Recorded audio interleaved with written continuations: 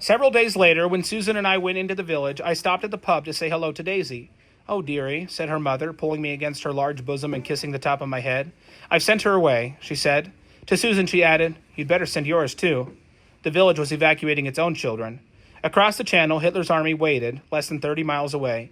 He invaded the Channel Islands, Guernsey, and Jersey, which belonged to England.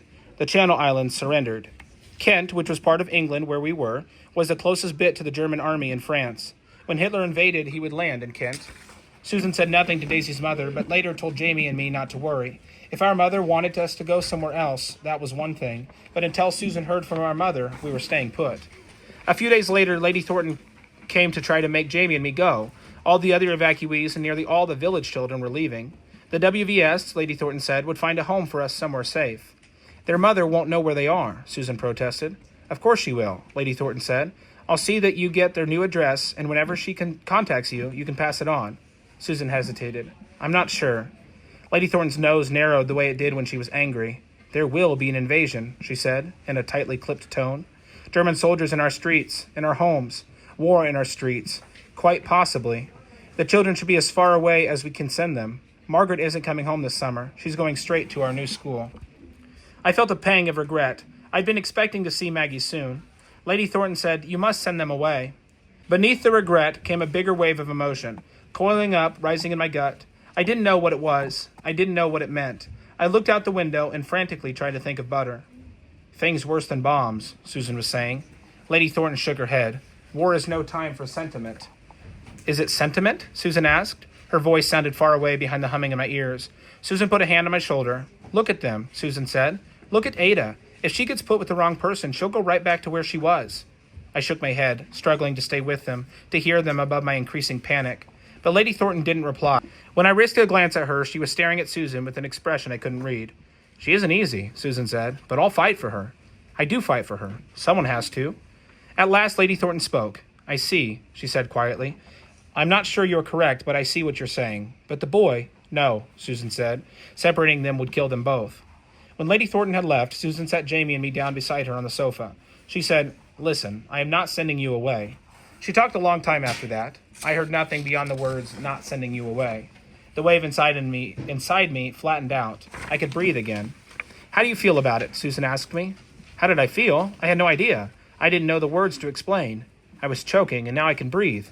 Susan waited for me to say something. I still felt dizzy, overwhelmed. I swallowed. "I guess I'd rather stay here," I said. "Good," Susan said, "because I'm not giving you a choice." Susan had been right that all the green leaves and grass came back in summertime.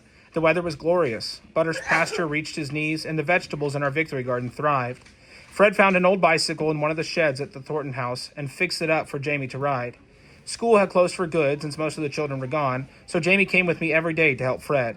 The former gardener had proved useless around horses, frightened to them and therefore inclined to smack them around. He'd been called up anyhow. Fred was alone again. Lady Thornton had sold 2 horses and put down 3 more who were past being ridden, but that still left a lot of work to do. The best pastures had been taken over for crops. The government sent land girls to take the place of the enlisted male farm workers. They moved into the old stable boys' apartments, but they only helped with the farming on the estate, not the horses. "Horses aren't important these days," said Fred. Jamie was finally permanently and completely banned from the airfield. They were too busy to have him around. Planes took off in bunches all day and all night. We could see them high in the sky, tiny specks patrolling the channel, watching, waiting for the invasion that would come. I struggled to fall asleep in the long, bright summer nights. Jamie and Bovril snored in unison, loudly. One night, when the noise grew too much to bear, I crept downstairs to the slightly darker living room. Susan sat on the sofa, her legs curled beneath her, staring into nothing. It was not the deep, sad staring from the year before. "Can't sleep?" she asked when she saw me. I shook my head. Susan patted the sofa beside her. I walked across the room and stood in front of her, my good foot and the crutch tips deep in the plush rug, my toes of my bad foot barely brushing the ground. "Everyone still thinks I should send you away," Susan said. I nodded. Lady Thornton said so often. I went to Susan's WVS meetings sometimes to help sew, and Lady Thornton made a noise in the back of her throat every time she saw me. "Part of me does agree," Susan continued.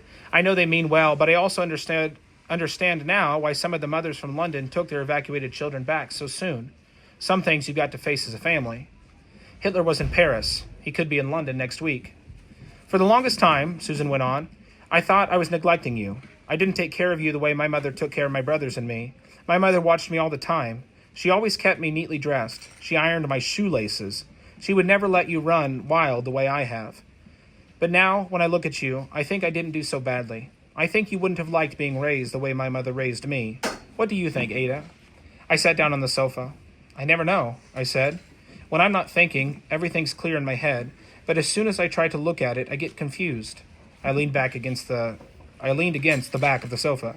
I understand, Susan said. Sometimes I feel like that too. I leaned my head against her the tiniest bit. She didn't move. I leaned a little bit more. She put her arm around my shoulders so that I was nestled against her. As I drifted into sleep, I thought I felt her lips brush the top of my head. The first air raid was worse than Christmas Eve.